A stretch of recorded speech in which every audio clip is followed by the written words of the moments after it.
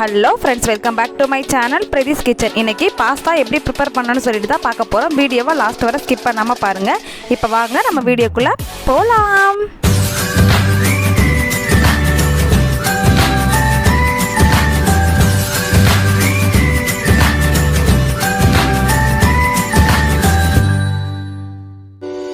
Hi friends, இன்றைக்கி நம்ம எல்லாருக்குமே பிடிச்ச பாஸ்தா ரெசிபி தான் பார்க்க போகிறோம்.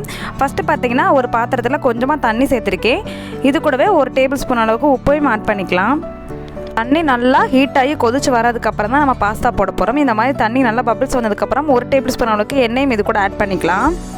எண்ணெய் எதுக்காக சேர்க்குறோம் அப்படின்னா பாஸ்தா வந்துட்டு ஒன்றோட ஒன்று ஒட்டாமல் இருக்கிறதுக்காக நம்ம வந்துட்டு எண்ணெய் சேர்க்குறோம்.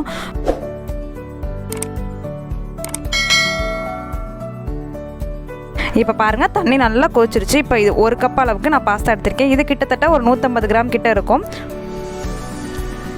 இது பார்த்தீங்கன்னா ஒரு 2 பேர் கிட்ட சாப்பிட்ற மாதிரி தான் இன்றைக்கி நான் செஞ்சு காட்ட போகிறேன்.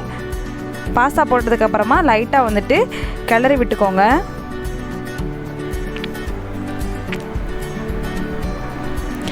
இது குக் ஆகிறது பார்த்தீங்கன்னா 10 to 15 நிமிஷம் அளவுக்கு அடுப்புலேயே இருக்கட்டும். இப்போ பாருங்கள், நல்லா வெந்துருச்சு. ரொம்ப வேக விட்டீங்க அப்படின்னா குழஞ்சாப்படி ஆயிரும். ஸோ வந்துட்டு நீங்கள் பார்த்து வேக விட்டு கரெக்டான பதத்தில் எடுத்துக்கோங்க.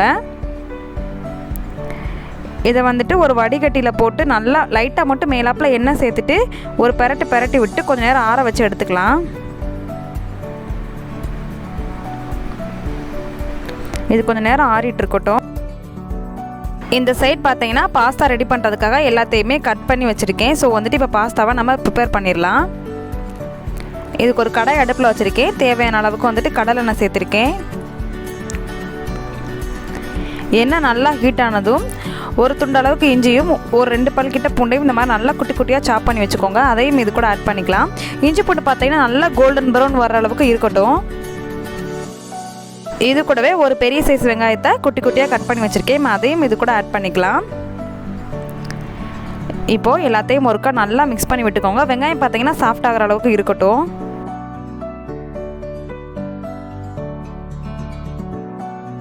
இது கூடவே ஒரு தக்காளியும் குட்டி குட்டியாக கட் பண்ணி வச்சுருக்கேன். அதையும் சேர்த்துக்கலாம். தக்காளி பார்த்தீங்கன்னா ஒரே ஒரு வெங்காயத்துக்கு ஒரு தக்காளி மட்டும் எடுத்துக்கோங்க. தக்காளி வந்துட்டு ரொம்ப சேர்க்க வேணாம். நான் எனக்கு வந்துட்டு ஒரு வெங்காயத்துக்கு ஒரு மீடியம் சைஸ் தக்காளி எடுத்திருக்கேன். அதை தான் இன்றைக்கி சேர்த்துருக்கேன். இப்போ வெங்காயம் தக்காளி நல்லா சாஃப்ட் ஆகிற அளவுக்கு இருக்கட்டும். இது கூடவே பாஸ்தாக்கு தேவையான அளவுக்கு உப்பையும் சேர்த்துடலாம். உப்பு பார்த்தீங்கன்னா பார்த்து சேர்த்துக்கோங்க. ஆல்ரெடி பார்த்தீங்கன்னா பாஸ்தா வேக வைக்கிறப்பவே நம்ம உப்பு சேர்த்துருக்கோம். ஸோ வந்துட்டு பார்த்து சேர்த்துக்கோங்க.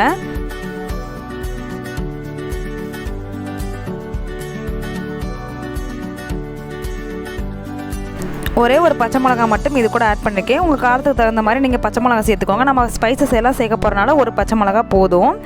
இப்போ ஒரு கொத்தளவு கருவேப்பிலையும் இது கூட ஆட் பண்ணிக்கலாம். எல்லாத்தையும் ஒருக்கா நல்லா மிக்ஸ் பண்ணி விட்டுக்கோங்க.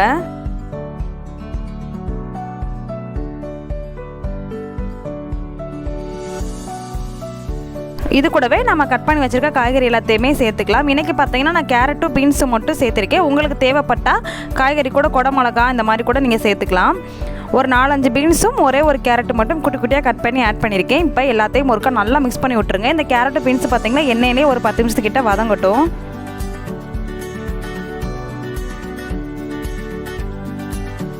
இப்போது பாஸ்தாக்கு தேவையான ஸ்பைசஸ் எல்லாமே நம்ம ஆட் பண்ணிக்கலாம். ஒரு பிஞ்ச் அளவுக்கு மஞ்சள்தூள் எடுத்திருக்கேன். அதையும் இது கூட சேர்த்துக்கலாம். இது கூடவே ஒரு டேபிள் ஸ்பூன் அளவுக்கு மிளகாத்தூள் எடுத்திருக்கேன். 1/2 டேபிள் ஸ்பூன் அளவுக்கு மட்டன் மசாலாவும் ஒரு 1/4 டீஸ்பூன் அளவுக்கு கரம் மசாலாவும் சேர்த்துக்கலாம். பாஸ்தா நீங்கள் அதிகமாக சேர்க்குறீங்க அப்படின்னா இதிலேருந்து கொஞ்சம் கூட சேர்த்துக்கோங்க மசாலா எல்லாமே. நான் இன்றைக்கி வந்துட்டு ஒரு 2 பேர் கிட்டக்க செஞ்சனால கம்மியாக சேர்த்துருக்கேன். இப்போ எல்லா மசாலாவையும் சேர்த்ததுக்கப்புறம் நல்லா மிக்ஸ் பண்ணி விட்டுக்கோங்க. மசாலா பார்த்தீங்கன்னா எண்ணெயிலே ஒரு 5 நிமிஷத்துக்கிட்டக்க இருக்கட்டும்.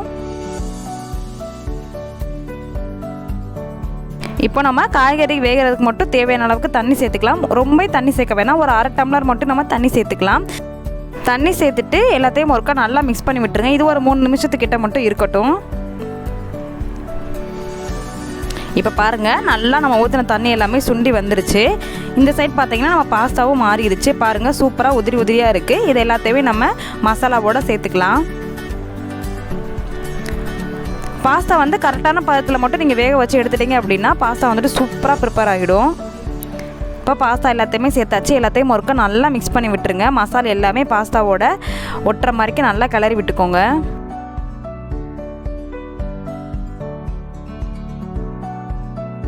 பாஸ்தா பார்த்தீங்கன்னா எல்லாத்துக்குமே ரொம்ப பிடிக்கும். மோஸ்ட்லி குழந்தைங்களுக்கு வந்துட்டு ரொம்ப பிடிக்கும். அதுக்குன்னு குழந்தைங்களுக்கு ஓயாமல் இதே கொடுக்க வேணாம். மந்த் வந்துட்டு ஒரு 2 டைம்ஸ் வந்துட்டு இந்த மாதிரி ப்ரிப்பேர் பண்ணி நம்ம கொடுக்கலாம். நம்ம வீட்டிலே பண்ணி கொடுக்குறதுனால இன்னும் ஹெல்த்தியாக தான் இருக்கும். இப்போ அவ்வளோதான், எல்லாத்தையும் நல்லா கிளறியாச்சு. லாஸ்ட்டாக பார்த்தீங்கன்னா கொஞ்சமாக கொத்தமல்லி தழை மட்டும் தூவிட்டு மறுபடியும் ஒரு நல்லா மிக்ஸ் பண்ணி விட்டு ஒரு 5 நிமிஷம் மட்டும் நம்ம அடுப்புலேயே வச்சுக்கலாம். ஸ்டவ் பார்த்தீங்கன்னா மீடியம் ஃப்ளேம்லேயே வச்சு இந்த மாதிரி ப்ரிப்பேர் பண்ணிக்கோங்க. ஹையில் வைக்க வேண்டாம், ஏன்னா அடி பிடிச்சிரும். ஸோ வந்துட்டு மீடியம் ஃப்ளேம்லேயே நீங்கள் வச்சு பாஸ்தா வந்துட்டு ப்ரிப்பேர் பண்ணிக்கோங்க.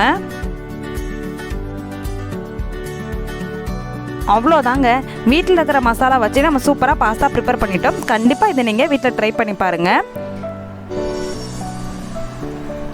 இப்போ நம்ம இதை ஒரு பிளேட்டில் சர்வ் பண்ணிடலாம். சுட சுட பாஸ்தா சூப்பராக ரெடி ஆயிடுச்சு. இது கூடவே பார்த்தீங்கன்னா மயோனைஸ் வச்சு சாப்பிட்டோம்னா சூப்பராக இருக்கும். நீங்கள் டொமேட்டோ கெச்சப் கூட நீங்கள் வச்சு சாப்பிடலாம். நான் வந்துட்டு மயோனைஸ் வச்சு தான் சாப்பிட போகிறேன். ஆல்ரெடி மயோனைஸ் எப்படி ப்ரிப்பேர் பண்ணணும்னு சொல்லிட்டு ஒரு வீடியோ போட்டிருக்கேன். வீடியோ லிங்க் பார்த்தீங்கன்னா டிஸ்கிரிப்ஷனில் இருக்குது. தேவைப்படுறவங்க செக் பண்ணி பார்த்துக்கோங்க. இந்த வீடியோ உங்களுக்கு பிடிச்சிருந்துச்சு அப்படின்னா என்னோட சேனலை லைக், ஷேர், கமெண்ட் பண்ணிக்கோங்க. கூடவே பக்கத்தில் இருக்க பெல் ஐக்கானையும் கிளிக் பண்ணிக்கோங்க. அப்போ தான் நான் போடுற வீடியோ எல்லாமே உங்கள் நோட்டிஃபிகேஷனில் வரும். நீங்களும் வீடியோவை மிஸ் பண்ணாமல் பார்ப்பீங்க. அடுத்து ஒரு சூப்பரான கண்டென்ட் இல்லை சூப்பரான ரெசிபியோட நான் உங்களை மீட் பண்ணுறேன். அது வரைக்கும் பாய்.